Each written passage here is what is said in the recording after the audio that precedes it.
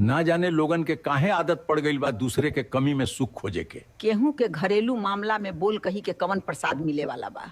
हम ना समझत हई ई प्रपंच कई के लोगन के कवन विटामिन मिल जाला। सुपवो तो सुपवो चलनियो बोले जेकरे 72 छेद। आजकल जे आदमी चुपचाप अपने घर में रहे, अपने काम में खुश रहे, ओके लोग घमंडी कहे लागेला। यदि तू दूसरे के घर में जा जाके बैठबा, गांव मोहल्ला के खबर लेबा, तब तू मिलनसार कहाबा। ई प्रपंच बड़ा बेकार चीज है। ना जाने लोगन के काहे आदत पड़ गईल बा दूसरे के कमी में सुख खोजे के। केहू के घरेलू मामला में बोल कही के कवन प्रसाद मिले वाला बा।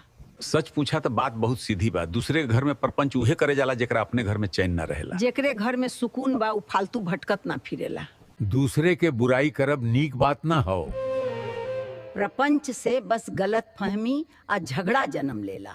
यदि घर में रोज झगड़ा कलह के चर्चा रही तो ओकर असर लइका बच्चन पर भी पड़ी। आ लइका बच्चन के सामने कबो प्रपंच आ बुराई मत करा। घर के शांति बहुत कीमती बा। आ सबसे खराब बात ई हो, आज दूसरे के बुराई सुनबा काल उहे बुराई तोहरे घरे पहुंच जाई। अपन घर छोड़ के दूसर के जिंदगी में काहे झांके के।